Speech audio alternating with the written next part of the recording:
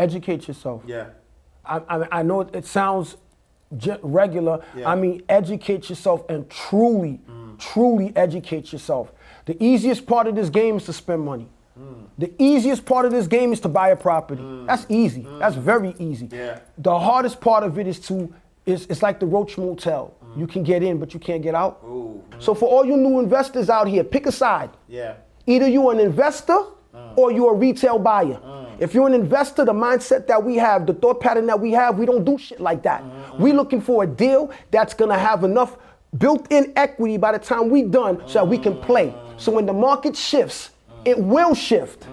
It's not if it shifts, it's going to shift. We can't tell you when. Right. It's not if it's gonna shift, it will shift. So when it does shift, do you have enough room in that property that you bought that when you could absorb that problem, right? Yeah. So the people that are buying today that are all excited and they're giving each other high fives and you see the celebrations and they're busting up they popping the bottles saying congratulations. I feel sorry for them because you know what I see in them? I see me. 2004, that was me. You understand what I'm saying? Yeah. So there's a process to that. Yeah. So me, I stick to the game plan. Yeah. If the deal don't make sense, I'm not buying. Yeah. Hey, wait. I know you want to watch this next video, but listen, if you are an entrepreneur, business coach, business consultant, or a small business owner who has a story and wants to learn how to create multiple streams of income from your story, I need you to text me right now, my book, to 646-687-4152. That is my personal number. I have been an author for over 12 years. I've written 10 books. 4 of them have been bestsellers, and I've sold over 100,000 books. But I've also helped a lot of my clients take their expertise and put it into a story, then create multiple streams of income from that. So I want to help you do the same thing. So text my book to 646-687-4152. All right, let's go back to the video. Pay attention and listen, we about to teach class. Inside the vault, my man Ash Cash. So get your man right. Thursday nights, 8 p.m. you see him, change your life. Millionaire mindset, the best on earth.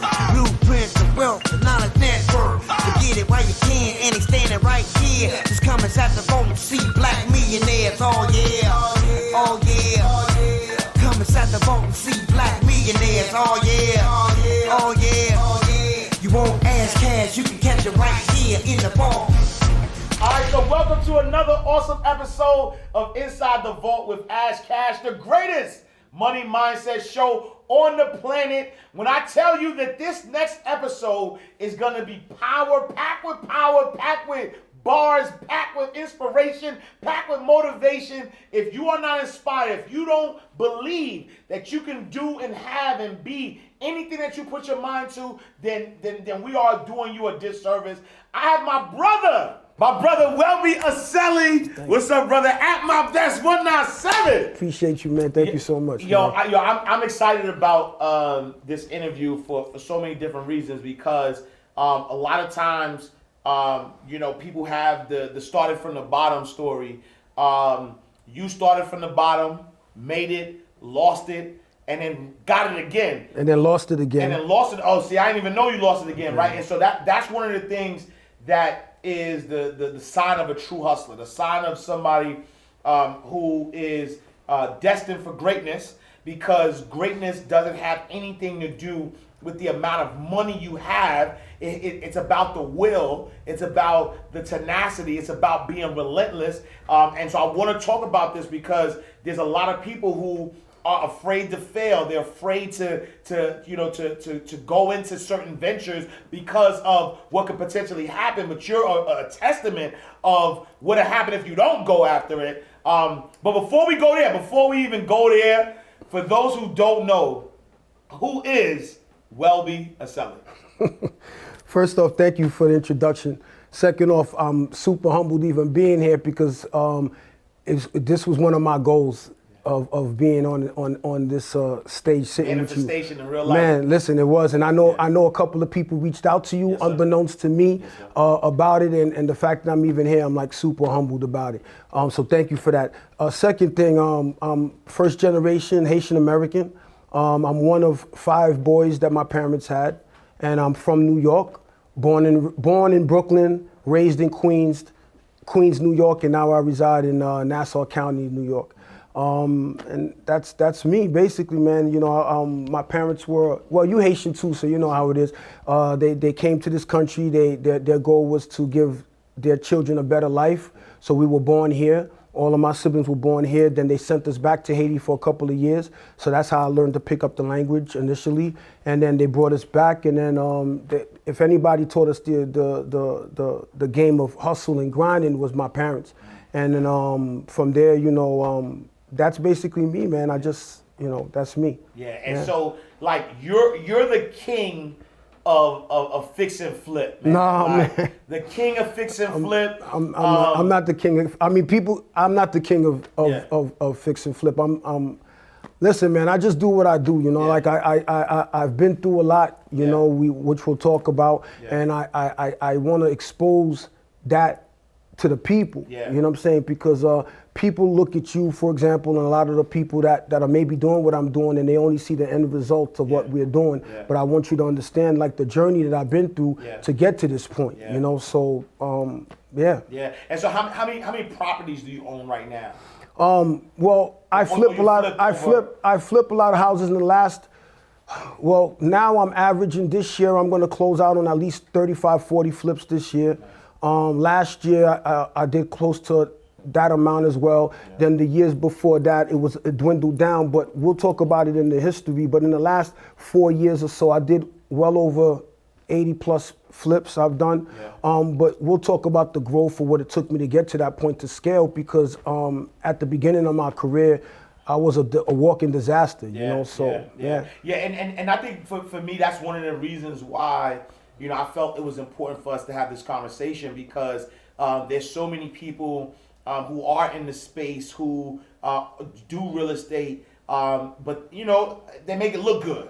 Right, they make it look sexy. They make it look like, yo, this is what you gotta do, or this is where you need to be. But I see you in your car. I see, you know, you got tenants that that are not paying you. Like there was a viral video that went out there where you literally have to kick a tenant out. But even in kicking a tenant out who didn't pay for a while, you did still help her. Like, talk about that journey, that real estate journey and the grind that it really takes to be successful. Well, first off, like the when people ask me where was the seed that was planted in my mind about being in real estate, was I talk about growing up in the projects in Brooklyn, and my godfather used to come in and visit us, and my godfather, he was affluent, at least to where we were at in our lives. And he would come with a nice vehicle. He was always dressed nice. And he would take me and my brothers to go visit him in Long Island. And one of the things as having Haitian parents, they're overly protective of us. So we weren't allowed to ride our bicycles living in the projects in the street. We would only have to ride our bikes in the cul-de-sac. And the cul-de-sac wasn't that big. It was just a big circle, and all we would do was ride our bikes in the circle. So when my godfather would take us to Long Island, and we would go and, it's the suburbs, he would say, hey, you out here in the suburbs, take the bike and go ride. And it blew my mind that I was able to ride my bike in the middle of the street. I can't even explain to you how much that influenced me, being able to ride my bike in the middle of the street. And being over the couple of years, I'm understanding that he was able to have the lifestyle he had and provided for his wife and his kids utilizing real estate. He had his own brokerage. He had 2 or 3 properties at the time, and that influenced me. So what ended up happening is, obviously, we all do the normal thing. We go to school, we want to get a degree, or, if you're not a doctor, a lawyer, an attorney, or something to that effect, then you're a failure. In most, what do you call those people? Most foreigners' minds, right? So I fell into that trap too. I wanted to be a lawyer. So I went to school for a year or two doing that, only to realize that it wasn't for me, So then from that point, I started working. I was a security guard working, doing bike patrol. So you could imagine it was a joke looking at my slim ass being a security guard in a parking lot doing bike patrol, right? And then not too long after that, I got blessed with an opportunity to be employed and be gainfully employed with one of the large companies. I don't really speak on that, but a large company. And then I just started my career working. And while I was working, I was making money, but What's money? I mean, I topped out at 6 figures, but I could only do as much as what I can physically invest. So my money was tied to how much I could invest physically, meaning how many hours I could invest. So you could work 40 hours, you could work 60 hours a week, you could work 80 hours a week, but there's a physical cap to what you can do. And I lived with my back against the wall. Yeah. I did like a lot of other people did. I looked the part. Yep. I was driving a nice car. Yep. I dressed nice. Yep. I had all the expensive things, and I was dying. Financially, I was going through it, you know, and even making 6 figures. it's not. I realized it's not about the money. It's about what you do with the money. So I used to chase the dollar thinking that, damn, you know what, if I'm making $15 an hour, I swear to God, if I could hit $18 an hour, I'm good. Right. You get to the $18 an hour, Right. and then you say, damn, if I get to $18 an hour, I get to $25 an hour, I'm good. Yeah. You get to the $25 an hour, and it wasn't the money, it was me. Right. You know, it was me, I was the problem. Yeah. So I had to have real serious conversations with myself. As much as difficult as they were, I had to have these honest conversations with myself, and I denied it to myself for a number of years. I kept looking the other way with it until eventually, you know, I got smacked in the face. You know? Wow. And then so what was that? What was that thing that lit up that said, yo, even though I'm making 6 figures, I'm chasing this dollar, but I'm a slave to the dollar, really, and I'm not really financially free. What was that thing that woke you up? The thing that woke me up, I don't even think it was just that. I used to talk a lot. I'm not as calm as I am now until I start talking about real estate, right? But I used to talk a lot. And I used to talk about all the things that I want to do. I used to talk, and I would think that because I went to YouTube University, I read a handful of books, I learned certain large acronym words, I knew something. And then I would be that guy that was in the middle of the circle talking a whole lot of shit in the middle of the circle because I wanted to sound like I knew what the hell I was talking about when I didn't know what the hell I was talking about. Then one day, someone that I respected, an elder that I respected, was paying attention and watching me talk. Then one day he said to me, behind me, while it was in front of a whole bunch of people, and he said, man, shut the fuck up. Wow. In front of everybody. He said, all you do is talk. Yo, he embarrassed me when he said that. But I respected him, so it's not like I want to come at him and attack him in a negative way. Then he pulled me to the side. And he says to me, yo, I hear you talk so much. You want to do this, you want to do that. When the hell you going to do it? That's what hit me that day. That's what hit me that day. And one of the things that I really wanted, I was always a hustler. I was always grinding. I was always working. I was really good at saving money, but I wasn't really doing nothing. And that was the day that it hit me. And I knew that I wanted to be involved in real estate. It hit me, and I said, you know what? I'm going to go and get me a piece of property, right? And that's what started my real estate journey. Wow. And I love that. And so, you know, I know you mentioned your godfather, and he was into real estate. You know, now you had the OG in your ear. You know, pulling your car about not being, you know, an executor. And you're like, yo, I wanna be in real estate. Did you know that real estate provides that level of scalability to wealth, right? Because like you mentioned, like, yo, even if I was making 6 figures and I'm working a 9 to 5, there's a cap because I'm exchanging time for money. I didn't understand that. Yeah. I'd be lying to you if I told you I understood that concept. I didn't understand that concept until, honestly, 5-6 years ago. So we're talking a number of years ago when this occurred. I wanted real estate. I was influenced by real estate, but I was doing real estate at the time because everybody was doing real estate. So and not only everybody's doing real estate, it was the thing to do, and I wanted to look cool doing real estate because don't forget, HGTV started popping at that time. HGTV started glamorizing real estate and making it look cool and easy. I want to do that. I want to do that too. They flipping houses, and they made that house the princess house, and they made that house the Dracula house, and they made that house the president house, whatever theme that people were doing, and I thought that was what real estate was. I got caught up. Right? And then on top of that, Everybody was talking about being a landlord. Everybody was talking about owning and renting at the time. Yeah.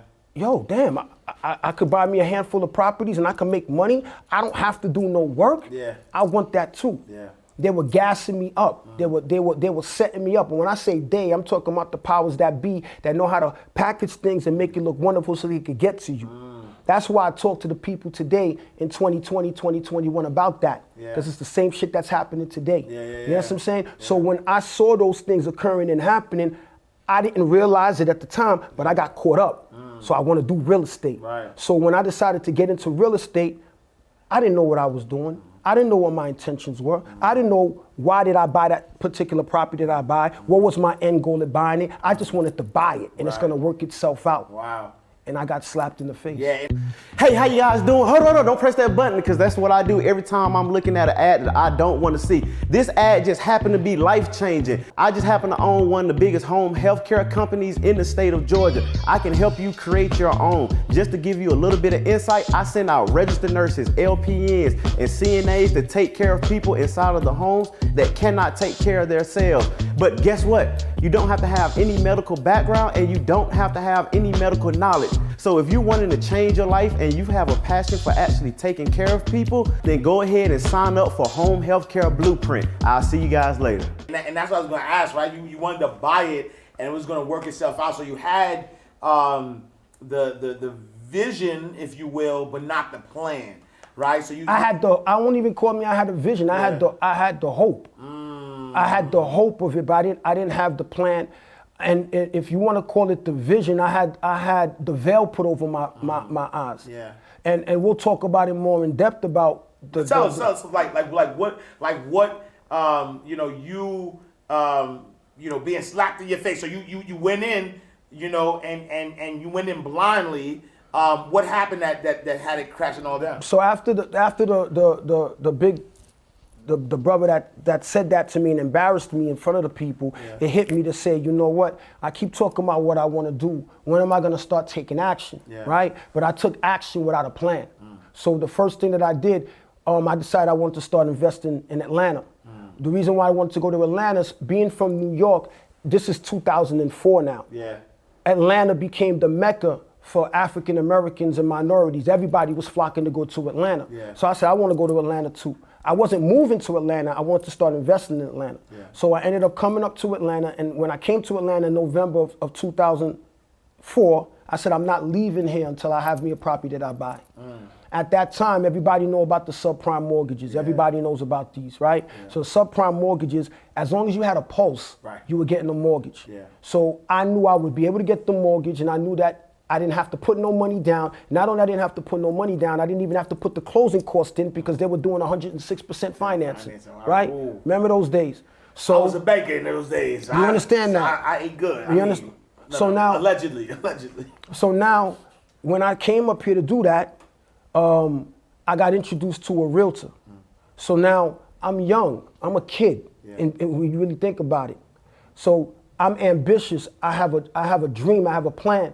Or not a plan, excuse me, I have a goal. Yeah. So I'm wearing my heart on my sleeves and I'm exposing myself to you and I'm telling you, listen, this is what I want to do. I came here from New York, I want to buy a piece of property and I'm putting my heart and soul into you to tell you what I need and what I want. I'm expecting you as an elder.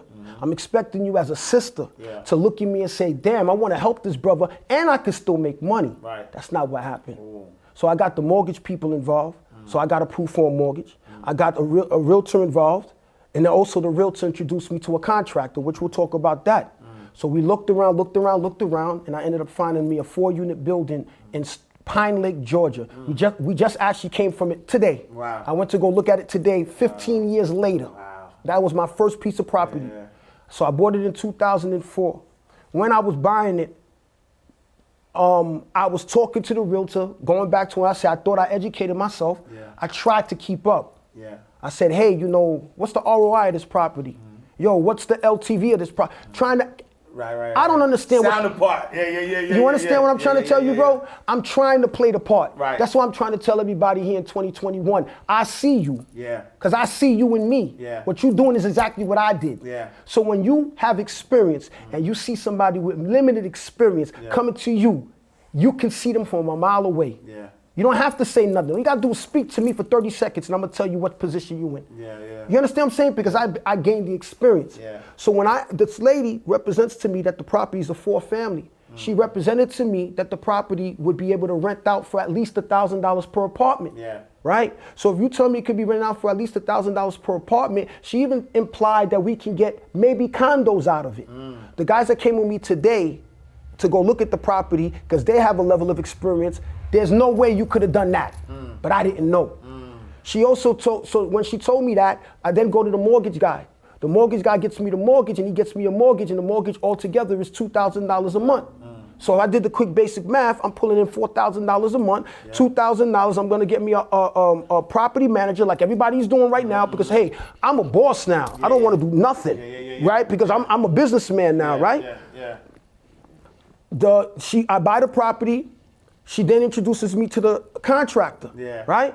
So then she introduced me to the contractor represents to me, it's gonna cost me $20,000 to get this whole place up and running. I'm a young kid. Why would this guy lie to me? Why would this guy gas me up and tell me he could do something? Because I just want to do business. I want to buy more. Long story short, the contractor starts doing his work, waiting on the work every day, every other day I'm reaching out to him. He's not answering my phone calls. There's some list of excuses, and every time there's a list of excuses, the fault is mine, not his. But you're the expert. Come over, finally come back to see where the property is at. After spending the $20,000, the property looked worse than I originally gave it to him. Wow. You understand what I'm saying? So now I have to get rid of this guy to scrounge up to find more money to get this place up and running to whatever level I could finally get it to. Wow. I finally get it. Now, are you living in Atlanta at the time? I never moved to Atlanta. I'm doing everything from New York. I'm doing everything from New York. This is partly when people started making it sexy to invest out of state. I'm not against that, but we'll talk about that too, right? So what ends up happening now, I come back, I have to get another contractor. I do the best that I can. I had the mentality like a lot of landlords do. I don't give a fuck. I'm not gonna live here. Somebody's gonna live here. So I just did whatever I had to do. Now I put it on the market to get rented. The best that I can get out of that apartment building was $500 a month per apartment. Wow. So that's $2,000 a month. Right. So you even now because your mortgage is $2,000. The property manager hasn't even been paid yet. Ooh. So the property manager gets 10% of what I gross. So I'm now, that's $200. Right, so I'm negative. -200. I'm negative 200, right? Not to mention now I still got to pay for whatever utilities is attached to the property owner plus the water. So I'm down another $200. So from the gate of me owning this property, I'm in the hole $600 a month. From the gate. We're not talking about the what ifs of life. We're not talking about when the tenant doesn't pay. We're not talking about when the boiler breaks and you got to replace it. Let's forget about all that. I'm in the whole $600. So imagine now, for 2 years, I'm fighting for my life. For 2 years, I'm fighting to save this because I'm a proud man from New York buying over here. My credit is on point. I paid to buy a piece of property that's not performing and I got to survive. Imagine that. Then I did what everybody else is doing today. Let me refinance myself out. That's the game they doing today. I refinance myself out. What do you think happens on the refinance? From 220 mortgage when I bought the property now went up to a mortgage went up to 240. So now I'm more in the hole. So I'm more in the hole, and I keep fighting to a point now. Sometime around 2008, I can't do it no more. I'm broke, bro. I'm broke. Nobody told me this, right? Where's this realtor at that had love for me? She's gone. Where's this mortgage person that was looking out for me? He's gone. Where's this contractor? He's gone. The only person that's standing there is me with tenants that aren't paying now. I had to give it up. I had to stop paying. So I stopped paying. Now I start getting hit. My credit is getting hit. Right? Not to mention I borrowed $40-something thousand from Bank of America because I'm trying to save my life. Right? Now I ain't paying Bank of America. It went like that for a year. By the time it goes a year now, one day I get a notification, yo, your property's up for auction. My property's up for auction. I had to let it go, bro. I couldn't do it no more. Goes to auction. The same property that I paid at the time $220,000 for, that I refinanced for $240,000 for, went to auction and sold for $60,000.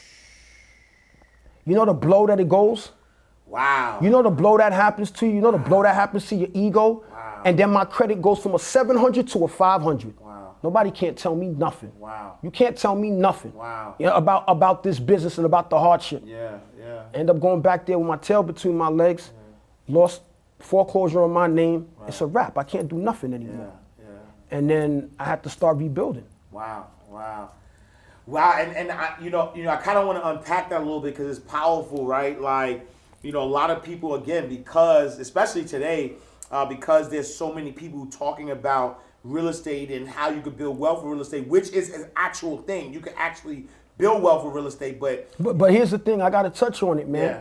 The thing that frustrates me for the people, I tell you people, you got to hold us accountable. If I'm telling you what I'm telling you, you got to hold me accountable for it. If I go to the doctor and the doctor's telling me that, hey, we got to do X, Y, Z to you because you need to be, we need to help you to be healthy, I need to see your resume. I don't want you to guinea pig on me. Yeah. So too many of the people are accepting what people are saying at face value, and that's good enough. Only to find out that person that's telling you that shit don't even know what the hell he's talking about. Right. You understand what I'm saying? Yeah. So the because of social media now, you have anybody could come up on a YouTube page or an Instagram page and then represent themselves whatever the hell that they want. Yeah. And that's good enough. Yeah. That's good enough. Yeah. You have to hold us accountable. Yeah. That's how I personally feel about it. Yeah. And that's why, it's powerful because, a lot of people are being led astray, right? You could build wealth, but if you're not building it the right way, you could kind of lose it all. Like in your case, you took this chance, right? You say, look, I'm gonna be relentless. I'm gonna go after this dream, but I don't know the people. I don't know who got my best interests at heart. And so now you lose this property. How'd you get back into the game? Honestly, bro, I went back to work and I started grinding. Yeah. People don't want to hear that. That's part of it. Yeah. You need money in real estate. I don't care what anybody tell you. You need money to do real estate business, bro. Yeah. If you don't have it personally yourself, you have to find it somewhere.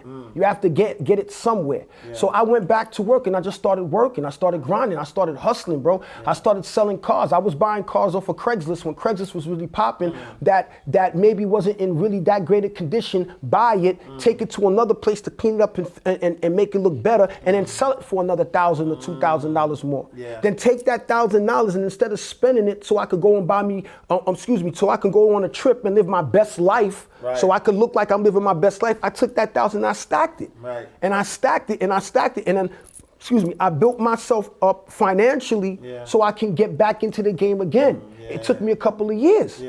So then a couple of years later, I got back into the game. I started doing business in New York, and I started making some money. Yeah. What happened at that time is the market started going crazy.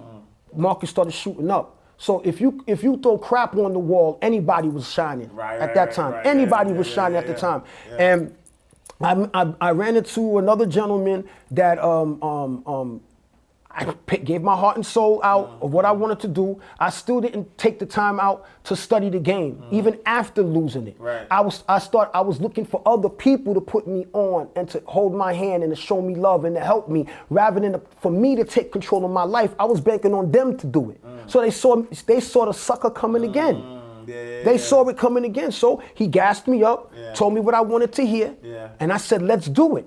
Only for me to buy that property, and then he abandoned me. Wow. Because only to find out later on that the property I was buying was a property that belonged to him in another LLC that he had his brother buy with him that was trying to get out. So they found the sucker, right? I had sucker written across my head, and I bought it. Yeah. Because he said he got my back. Right. I ended up buying it, and he bails on me. Right. The only thing that was a blessing for me was that the market was shooting up, like it's happening now. Right. So everybody right now looks like a star. Right. Every realtor right now look like a star. Yeah. Every mortgage person right now look like a star, because you can all you gotta do is throw shit to the wall today and it's gonna sell. Right. So my property sold and I banked me over $100,000. And then I did it again in Queens, right? I got gassed up. I thought I knew what I was doing. Yeah. So then since I knew what I was doing, I doubled back and I came back to Atlanta again. When I came back to Atlanta again, I bought me another property in Duluth County. Yeah. So when I bought another property in Duluth County, this time instead of being a landlord, I'm gonna flip a house. So now when I went to buy it, I bought the property right. I figured what the rehab cost was gonna be, and I figured I have me a contractor that could do the job for me. The ball started working, the ball started working, the ball started working. The contractor screwed me something big time again. Wow. Big time again. Long story short, by the time I finished that property, much longer than it was supposed to be, I ended up selling that property for a major loss. Major loss, but with that major loss, I got a check for the balance that was left of $90,000. And the $90,000 is what I used to start rebuilding up my portfolio again. Wow. And so how do you, like, if someone's listening right now, right? Because I'm hearing, the pattern, right, of trusting, number one. Number two, not doing for self, like really, it goes hand in hand with trusting, but it's like you're not taking full responsibility. You're kind of leaving your destiny in somebody else's hand. Fact. But somebody hearing that right now knows that real estate can be a great equalizer. Like real estate could really help you build wealth. What are the things that you look for to make sure that someone's not taking advantage, that you are buying real estate the right way? The biggest thing I stressed is that I should have properly educated myself. Yeah. I didn't. Here's the thing for us, our community. Yeah.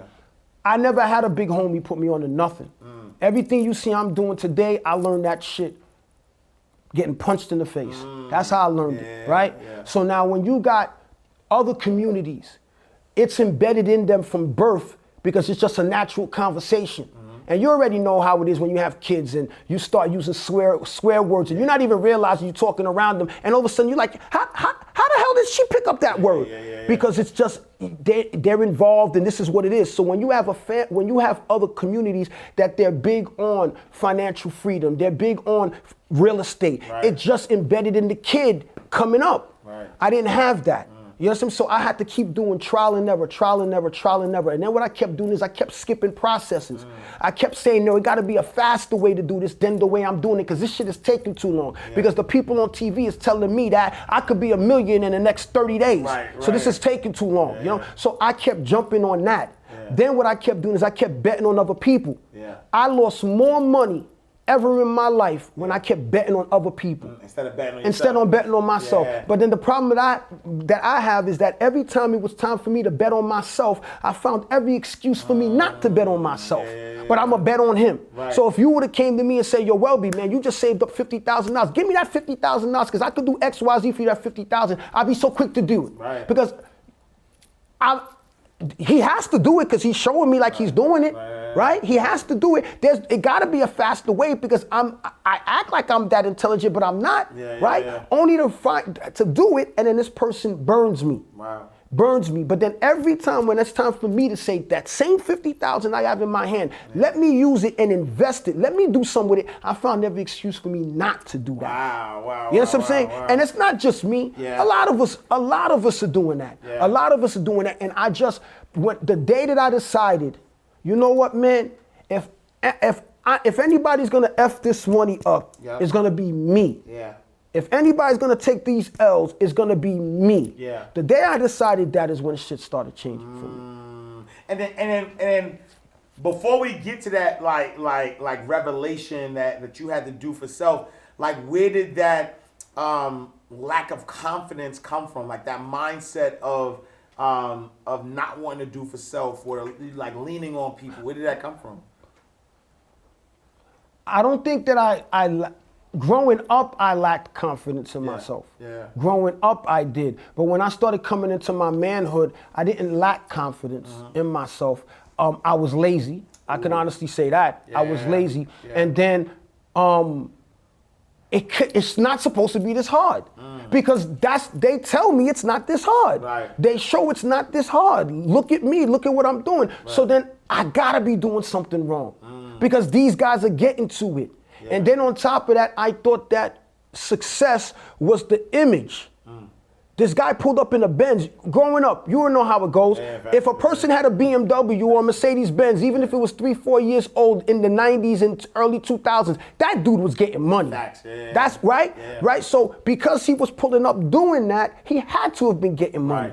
Right. To only find out later that they weren't. They were just looking for the next sucker to come in line, and that's how they were making it. And the way that it was proven is that when the crashes happened, those same people today still haven't recovered. Those same people today still haven't recovered. So if you really about your business, where you at? Right. You understand what I'm saying? Right. So so now, you know, you went through these losses, right? A loss ain't a loss, it's a lesson, right? But you hearing this, Yeah. and we're just talking real estate. Yeah. Man, you go and you check out my bio, the other losses I went through, you be like, Welby, how the hell you still here? I was investing in a water park in upstate New York, Goshen, New York. Yeah. So anybody want to check it out, if they Google search Go Ocean Water Park Scam.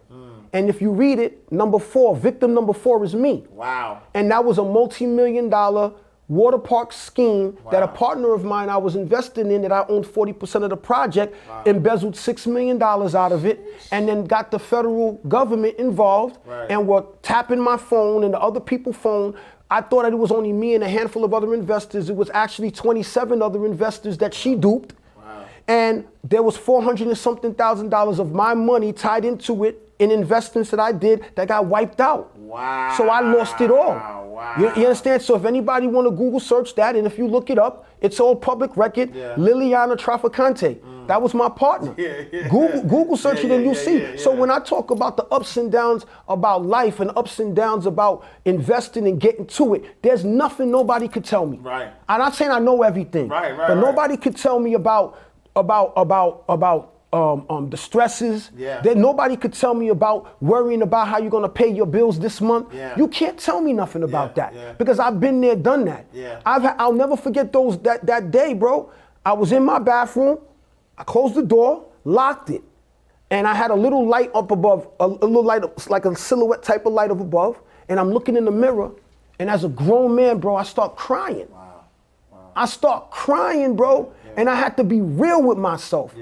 I don't care if I lied to the world, bro. Let me put a facade for everybody, right? But don't lie to yourself at this moment. And I had to be real with myself. And I said, yo, I don't want this no more. I don't want to live like this no more.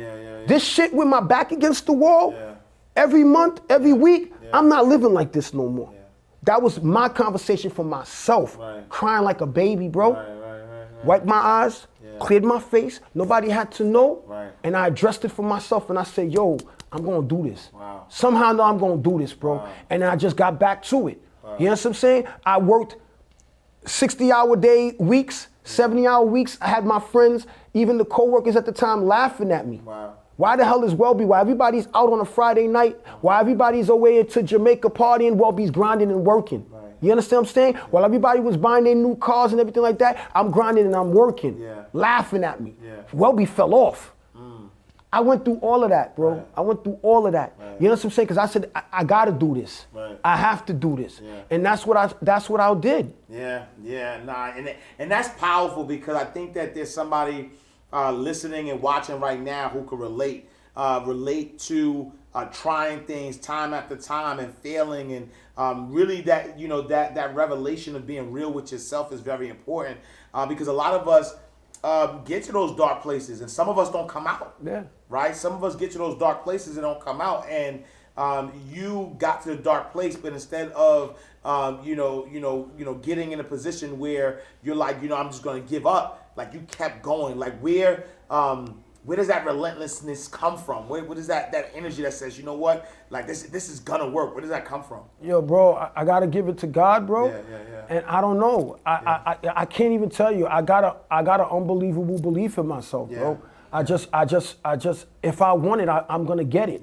Somehow or another, I'm gonna get it, man. And I don't know. I really don't know. If I was gonna tell you this is the reason why, I'd be lying to you, bro. I believe in myself like that, man. And I believe like, yo, if Ash is able to do something, he bleeds just like me. Why can't I do it? If that's what I want. That's what I want. And then on top of that, man, I stay in my lane, bro. Not everything is for everybody. Yeah, You know what I'm saying? And not everything is for me. Yeah. And sometimes I have to go through those motions to realize that this isn't for me. Yeah. Maybe this is mine. And once I started realizing my path, man, I own it, bro. Yeah. I own it, man. So this is mine. Yeah. And when I got an understanding of what I feel one of the jobs that God put me on this planet to do, I own it. Yeah. And one of my job to do is to give you guys the truth of this, bro. It's to give you guys the truth. The reward is the trinkets that you have. The reward is the car that you have, the house that you have. But I want you guys to understand the work that it took to do it. Yeah. I want you guys to understand the hell that you have to go through to do it. Yeah. You know what I'm saying? And that's what I believe one of my purposes on this planet is to do. Yeah. And so fast forward, you've created financial freedom for yourself. You broke generational curses. You are training thousands of people to do, build wealth, with real estate. You're a restaurateur, logistic company. You have all of these things. What's different now than before? I understand that the path is not easy, or it's never as easy as it looks, or you think it's gonna be, and then to follow the processes. That's what it is. To follow the processes. If we want to talk specific about real estate, understanding and accepting the fact that there's gonna be more doors closed in your face than will ever be open, and that it's a volume based business in a lot of ways, and that you have to continue pushing and pushing regardless how many doors get closed in your face, because you're just looking for that next deal and opportunity. So I've learned that. I've learned that you can't do everything on your own. To have good people around you, like-minded people around you. One of my other biggest things is, man, I lead with my love, with my heart, bro. With love, man. I really do, and I found that when my intentions is pure and my intentions is to do the right thing, that I don't know what it is, bro. It always comes back to me. It always does. I don't know why. I can't explain it, but it always comes back to me. I mean, honestly, though, everything comes back to you, right? Because what happens is that when you lead and your intentions are pure, that comes back to you because your intentions are pure. When you lead and your intentions are not pure, what you're doing is attracting, pure intentions, and people are going to get over on you. People are going to screw you over. People are going to get away, right? Because if you hustle, if you try to hustle somebody going to hustle you. Eventually. Right. If you doing right by people, people will do right by you. Eventually. You know what I'm saying? And so, that's just the law. Right, that's just the law of the universe. And so, right now, there's an 18-year-old or a young person watching this, or maybe they're not even young. They're like, listen, I want to start getting into real estate. What's the first step? What are they doing? Educate yourself. Yeah. I know it sounds regular. Yeah. I mean, educate yourself and truly educate yourself. The easiest part of this game is to spend money. The easiest part of this game is to buy a property. That's easy. That's very easy. Yeah. The hardest part of it is it's like the Roach Motel. You can get in, but you can't get out. Ooh. Right? Yeah. So that's what it is with the game. So if you're an 18-year-old and you're an ambitious person, definitely get yourself a mentor. If you can find somebody that's willing to mentor you, that's truly doing what they're representing to you, and stick with them like a sponge. You understand what I'm saying? That's what I would tell them to do. If you're not able to do that, you do have a lot more access than what we had growing up. So make sure that the people that you're looking at and that you're looking up to, these influencers, are truly doing what they're representing to you. Yo, bro, I meet them all. They all know me. They all know me. They all know me. And I'm not gonna fight your fight for you. Right. I'm not calling nobody out. Right.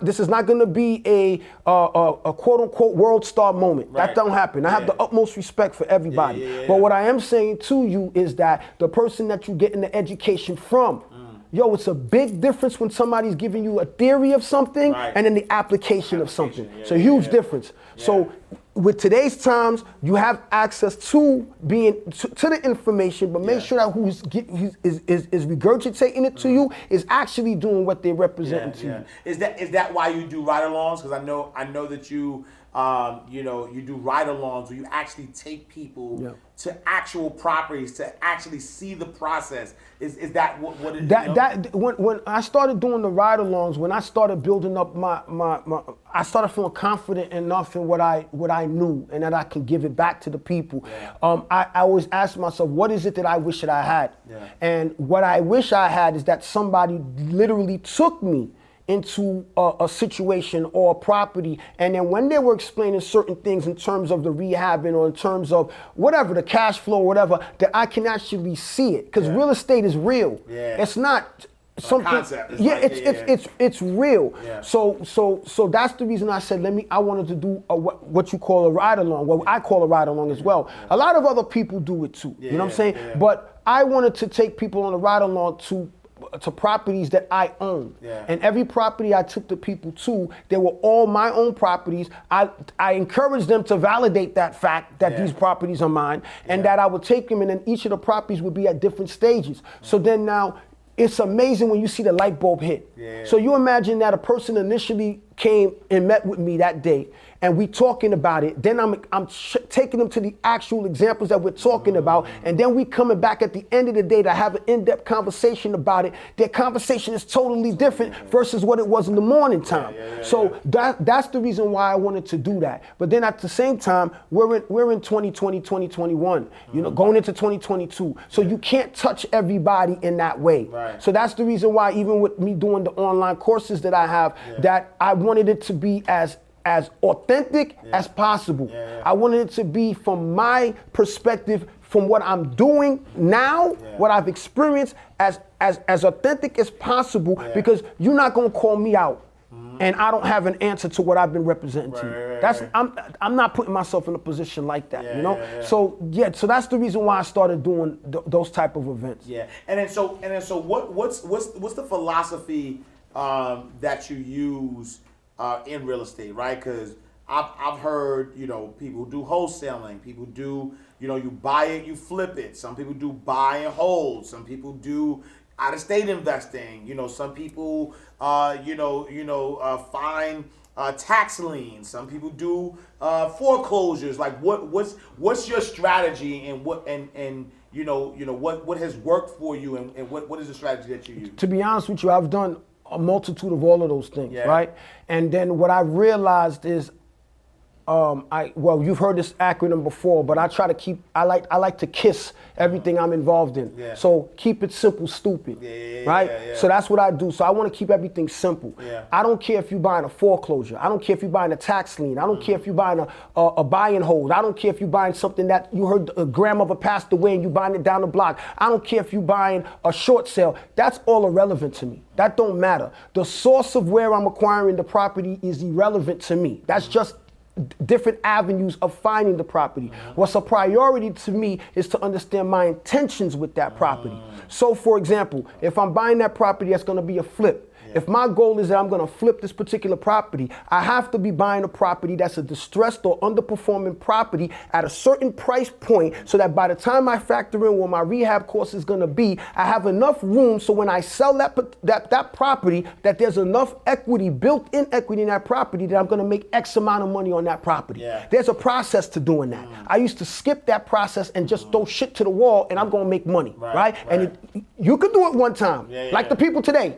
Can you please tell the people in 2021, all you guys right now doing it, bravo. Bravo. Keep doing it. Right. I want to hit you. I want to see you when the market shifts. When the market shifts. There's a process to that. If I'm looking to rent a property, my process is what I'm going to be buying X amount of doors. Me, I only buy 3 units or more. Because my market allows that. 3 units, 4 units, 6 units. So if I'm gonna buy a property based off of how much I'm buying the property for, I'm buying only distressed or underperforming, period. I don't do retail. So distressed or underperforming. So for all you new investors out here, pick a side. Either you're an investor or you're a retail buyer. If you're an investor, the mindset that we have, the thought pattern that we have, we don't do shit like that. We're looking for a deal that's gonna have enough built-in equity by the time we done, so that we can play. So when the market shifts, it will shift. It's not if it shifts, it's going to shift. We can't tell you when, It's not if it's gonna shift, it will shift. So when it does shift, do you have enough room in that property that you bought that when you could absorb that problem? Right? Yeah. So the people that are buying today that are all excited and they're giving each other high fives and you see the celebrations and they're busting up they popping the bottles saying congratulations. Yeah. I feel sorry for them because you know what I see in them? I see me. 2004, that was me. You understand what I'm saying? Yeah. So there's a process to that. Yeah. So me, I stick to the game plan. Yeah. If the deal don't make sense, I'm not buying it. Yeah. You understand what I'm saying? So that's the model that I do. That's how I approach things. Yeah, yeah. And so for those who don't know, right, you said there's an investor and then there's a retail buyer. What is a retail buyer? You pay what the market claims that it's worth. Okay. Right? And so if you buy it at retail, the market says this property's $200,000, you buy that $200,000. If a property, so you're saying that your strategy is finding room as an investor. It has to be distressed. It has to be underperforming. So what? You get it at a discount, and then when you add the money to it, then you sell it at retail or you hold it at retail. Well, you actually made it. You simplified it, but that's basically what it is. Yeah. The goal is to make money. Yeah. If I'm buying something at the top of the market, I'm already at the top. Where else is it gonna go? Right. So if I'm buying it and I'm supposed to be an investor, and I give you a hypothetical number, if the property, I don't care if it's a flip, I don't care if it's a wholesale, I don't care if it's a short sale, I don't care if it's a buy and hold. Yeah. That's irrelevant. Yeah. That's what people get caught up in. Right. Yo, how you finding your properties, Welby, man? Yo, do you do tax liens? I don't care how the property gets presented to me. My number one question I'm gonna have to find out is, if I'm flipping it, what is this ugly duckling going to look like when I'm done with it? Right. You understand what I'm trying to tell you? Yeah. What is this ugly duckling going to look like when I'm done with it? Yeah. So if the realtor or the people that work for me, because we didn't even touch on that yet. Right. If the people that work for me represents to me and prove to me that this property is worth $300,000, I already got a starting point. $300,000, what it will be. Right. So now you got to be a futurist. Right. You got to realize that this ugly piece of shit property I'm about to buy, if I show this shit some love, it's going to be worth $300,000. So if it's going to be worth $300,000, how much money do I have to buy to fix it? So by the time buy it, so then I could fix it, so that now I could say, hey world, look at this ugly house that none of you guys wanted. It's worth $300,000 now, but I'm only into it for $210. So now when I sell it, I make my $80,000, $90,000. That's my reward for the work. That's my reward. So I didn't understand that process. I didn't understand that concept. What I'm doing is not nothing new. I didn't create it. It's been going around since real estate's been a thing. But we weren't schooled to it. You understand what I'm saying? So my play with that is that I don't buy retail because my goal is to make money. So I got to look at a property that's not performing well, that's distressed, that maybe someone else doesn't realize the value of it, i.e. gentrification, right? That they don't realize what the value of it is. So I could buy it at that price point so I could put it back on the market to sell and make some money. Yeah. And but isn't there a way to do retail and wait for the appreciation? Okay. Our brother Jude is Jude Bernard, that's our brother. He's the master at that. I don't do that. That's what makes real estate so beautiful. We put an event together and there was 5 titans in real estate, and each and every one of us do it totally different, but we each are powerhouses. So there's no one way to do, but if you talk to each and every one of us and you talk the basis of the foundation, we all do the same shit. The foundation is the build up for your business. Once you have your foundation on point, however way you're gonna go, because your foundation is strong and that's your lane, it works. You understand what I'm saying? So now when you talk about appreciation, I'm talking me personally. I don't bank on appreciation. I build my own equity. That's what I do. I don't bank on appreciation. Appreciation for me is the icing on the cake for any property that I buy. So any property that I buy, I don't care what market you put me in. If the property is worth $100,000, well, make a round number, $300,000, I gotta buy that property with a gap of a certain amount for me to buy it, so that I have that built-in equity, so I could capitalize on it. Period. Now, here's what. So you want yours up front. You're not sitting hoping. Here's the thing is, because I gotta know what the market's gonna do now. Because what if the market moves? Not what if, when the market moves. The market is, to all the people, I need them to understand this, bro. It's not if. When I talk about the market moving, good or bad, it's not if, it's when. It's going to happen. So when I say we playing hot potato right now, that's what we all doing right now. We playing hot potato. Yo, you got, yo, it's yours. It's yours. So all the people in between that let off that hot potato look like stars until you that sucker that holds it. They got it, I've been that sucker multiple times, bro. Yeah. Yo, my passion for this shit is, it's contagious if you stay around with me long enough. You understand what I'm saying? I don't want the people to go through the shit that I went through. The truth of the matter is I'm keeping it real. How many people you know went through it one time and lost and never came back? I went through it 3 times. 3 times. You ain't gotta go through that. You ain't gotta go through that. Yo, invest your time and energy in educating yourself. Take your time. Do it right so that you can win. The people don't want to hear that, bro. They don't want to hear that. I'm the wrong person to follow. Because I'm going to be on your ass. I'm being real with you, bro. Facts. You know that. I'm the wrong person to follow because I'm going to be on your ass. At my best. At my best. That's a fact. And so, talk about the importance of having the right team because, a lot of the mishaps, that happen because you didn't have the right people on your team. And so somebody... they're happy that, I'm not telling you sell drugs. Now, Hov did that, so hopefully you're not going to go through that, right? So, they're happy you went through it and they're going to educate themselves. But how do they find that team? How do they find a trustworthy realtor? How do they find a contractor who's not going to rip them off? You know what I mean? How do they find, these people, a property management company? What's that process? First things first, I want to make clear to everybody, nothing moves without you. Period. Nothing moves without you. Your realtor, your contractor, your attorney, your accountant, who else? Your mortgage lender, every single one of these people works for you. What happens is that they convince you that they don't.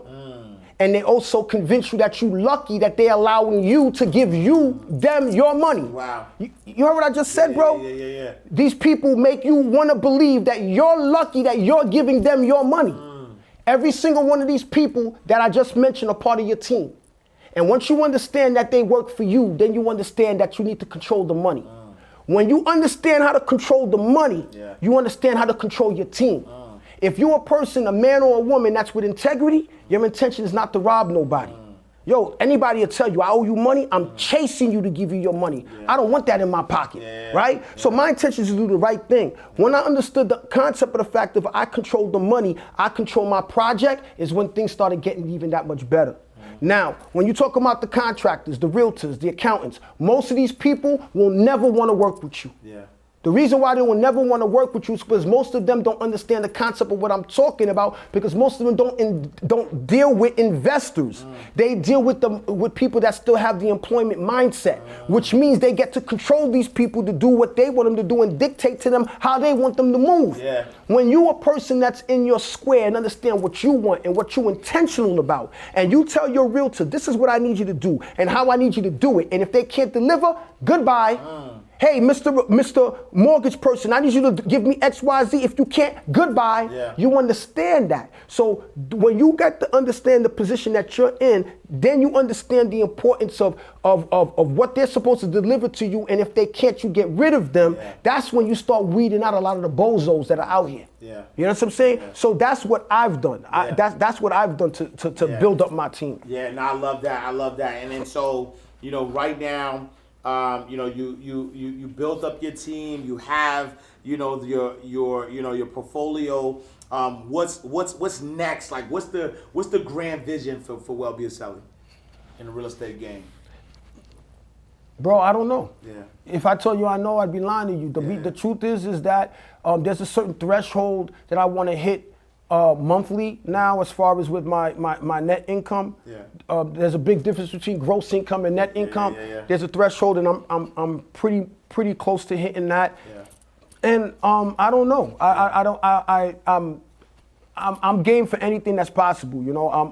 I'm happy with what I'm doing right now. I'm happy in the lane that I'm in right now, and I'm open, but I don't have anything specific. I just want to be able to do what I want to do.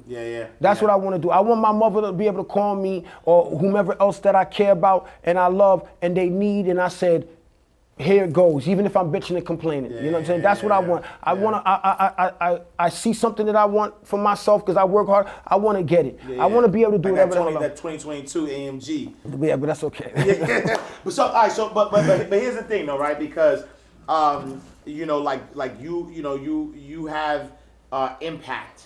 A lot of impact, and you have a big heart, and that's why you're so passionate. So anybody who follows you online knows, like, you give it to them raw, but you give it to them raw because you're like the parent that cares, right?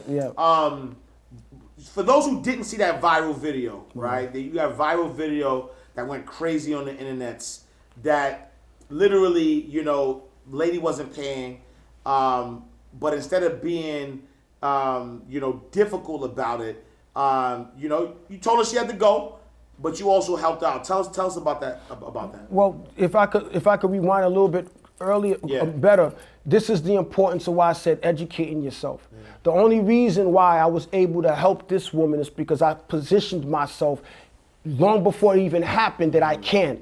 So when we're talking about rentals and stuff, too many of the people today are buying properties with too tight of margins. So then when the what ifs of business happens, they can't move left or right. So now this particular property, it cash flows heavy. Cash flows heavy. One of my business models that I try to do is that 1/3 of my properties covers all expenses, including mortgage, taxes, insurance, and everything. The other 2/3 of the property is pure profit.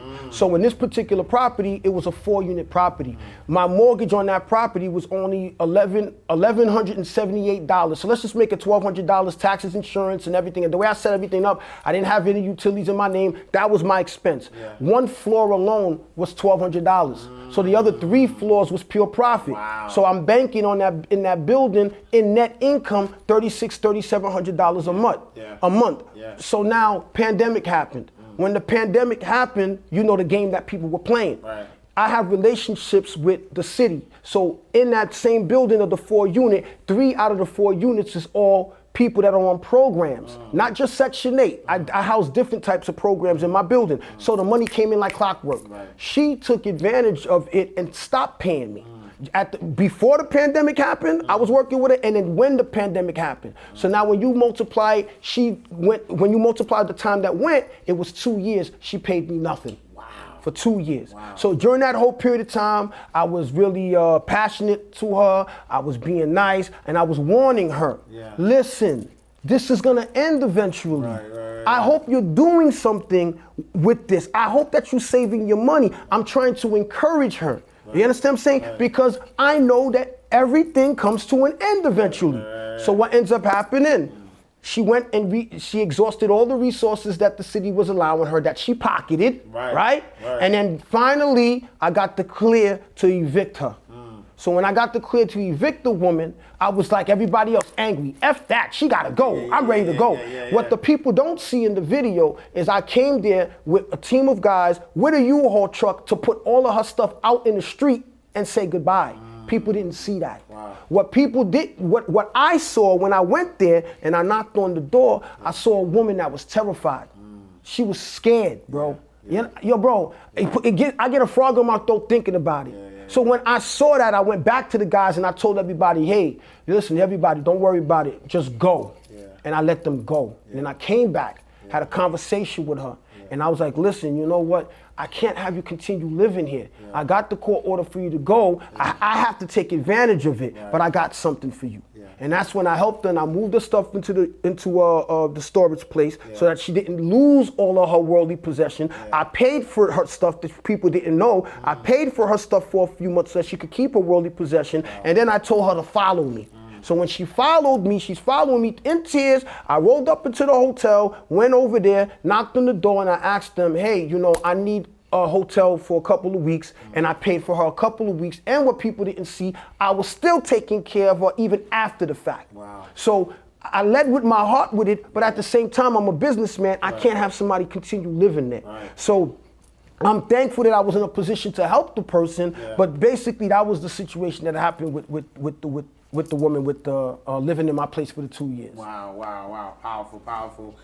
And another situation I want you to touch on because you have been instrumental in turning tragedy to triumph. Oh, man, yeah. And so you had a situation where your tenant burned down your, like, talk to us about that. I have a tenant that was I found out later that was basically doing a seance or some voodoo or something, and was lighting candles, and that's another building I own that I did programs in as well. So they were warned about it, and they were told not to do that, and ironically they were told not to do that on that Friday. And then they got into it. That's how I got the picture of it, because they told me that the person was doing that. And then come that Monday, I get a phone call that my property is under fire, and basically the person left to work and forgot to blow out the candles, and it burned down to the wood, and it caught fire and basically burned my whole building down. Wow. And yeah, but you know, it was a bad thing, right, but then it was I say it humbly. It was a blessing. It was a blessing. The biggest blessing is that nobody died. The biggest blessing is that nobody got hurt. The biggest blessing is that some of the people that lost their homes in my apartment building, I got a bunch of apartments in the area, and ironically, I just finished 2 apartments fully renovated, and I was able to move them in there. So they weren't homeless for a time. So with that, I learned a lot, because luckily I had the proper insurance. So the insurance covered everything. Luckily I have the proper team as far as the construction company, so I didn't have to go outside to get people to rebuild my building. And I was able to convert this property that was a 3-family, I was able to convert it into a 4-family. And then with me converting it to a 4-family, I was able to double the net income, rental income I was getting, because originally I was getting about $2,300 a month in profit. Per month. Now, by the time I'm done, I should be done in the next month or so, I'll be netting over $4,400 a month in net income out of that property. And that's like powerful, because that's just kind of a testament that sometimes you don't even see the whole vision, right? And being intentional, helping out is always gonna, like if you have the intention to help, it's going to, you're not gonna be left with the bag at the end. All right, cool. So we're gonna do a lightning round. And what we do here inside the vault, we take bank terms and then we flip them. We flip them for here in the vault, right?